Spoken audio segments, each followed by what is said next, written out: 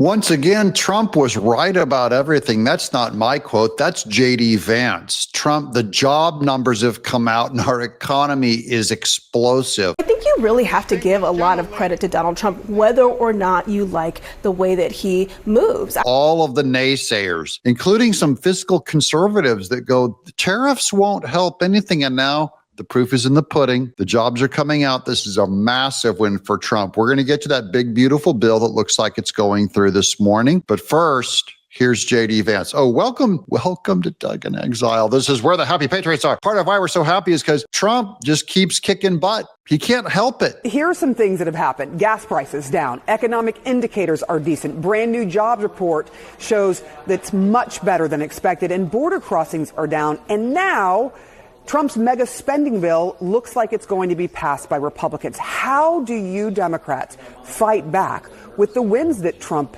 can tout? Well, it depends on how you define win, Sarah. He can't help but make America win.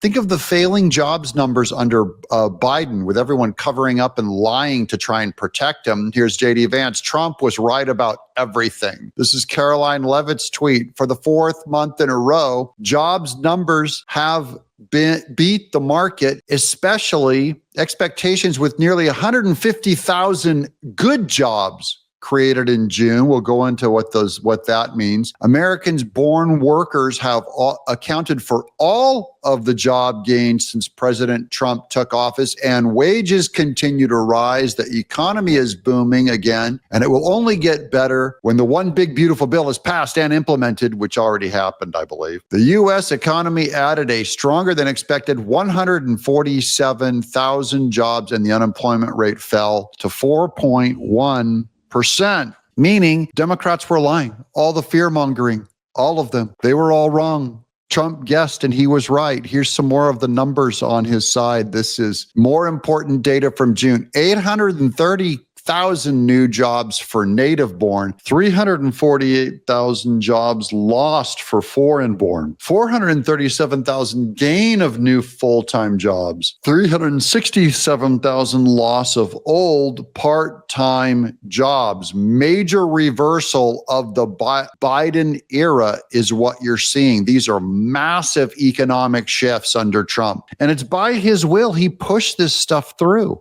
It's radical. Here's a Devery Darkins post from, this is the dude that started the Tea Party movement over on CNBC, just going off on how positive this is for Trump. Anything's possible. We'll know shortly. Obviously, it's the big June jobs report. I wouldn't look for this to make an easy more likely. 147,000 jobs. Definitely a bit better than expected, no matter what your range was, whether it was closer to 100 or 115,000. It's a pretty good number. And guess what? If we look at the 2-month revision, it's positive. It's up 16,000. Now, I just want to compare this to Biden, where Biden, they came out with such optimistic numbers on his jobs growth. They always had to adjust them down. Trump's, they're so skeptical, saying how terrible he is, that they always have to adjust his actual job numbers up after a low estimate. So reality favors Trump. Reality always makes Biden look worse. 147 stack up. Well, it's pretty odd because it's exactly where we were in April, unless they revise that. To find a higher number than that, well, you're going back to last year. So this is tied for the, second best, tied for the first best number of job creation of the year. Now, let's look at the numbers for unemployment rate. That number is coming in at, it's coming in at, where is it to underemployment? There it is, 4.1%. Sorry, folks, we do this on the fly. 4.1%, and obviously 4.1 equals where we were in February to find a lower unemployment rate the beginning of the year when it was at 4%. Now, if we look at average hourly earnings, up 0.2, we're looking for up 0.3, and the rearview mirror is up 0.4. Up 0.2 equals where we were in April. To find a lower number, you really have to go back in the Wayback Machine. You're going all the way back to August of 23 when it was up 0.1. So all this is normal, good financial growth. That is, in the areas that are the most important, that are the least able to manipulate, solid jobs growth. This represents a giant long string of victories for Trump. Peter Doocy is going to give you the long parade of Trump's best week of any of his terms yet. This has been the best week. Here's some of his victories. When the big, beautiful bill inevitably passes, it's going to add to a week and a half of key moments, consequential moments in this second term for him. We made a list. It starts on June 23rd with the Supreme Court allowing the Trump administration to restart swift deportations of migrants away from their home countries. 4 days later, the Supreme Court sided with the Trump administration on nationwide injunctions in that birthright citizenship case. June 30th, the S&P 500 and the NASDAQ closed at record highs. They capped the best quarter in over a year. Two things on July 1st. First, Israel accepted the Trump-led ceasefire plan that could end the Gaza war in 60 days. And also, UPenn modified a trio of school records set by the transgender swimmer Leah Thomas. Then July 2nd, yesterday, Trump announced a trade deal with Vietnam that's going to let U.S. goods into that country duty-free. We talked about the markets. Look at this. The all-time highs. S&P 500, 6227. The NASDAQ, 20,393. President Trump also feeling good about border security. He posted this last night. Congratulations, America. The June border statistics are in, and once again, they are the lowest recorded numbers in United States history. The U.S. Border Patrol reported 0 releases of illegal aliens into the country. And the president has been very excited ever since he got back here about the next year's America 250 birthday celebration. The countdown to that begins tonight in Des Moines, Iowa. That gives Trump 1 year before we have the big 250th birthday celebration, and Trump is going to make sure that we're on good feet, good ground. Here's more solid news. This is reported from our allies over at Fox. Listen to this, 147,000 jobs on non-farm. That is well above the estimates of 110,000.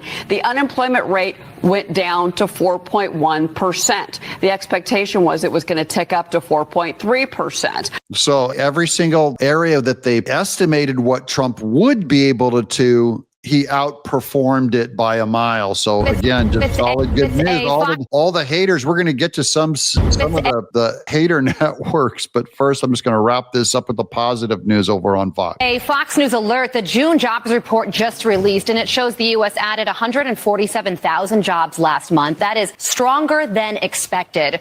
Revisions to April and May reports also show 16,000 more jobs created than previously reported.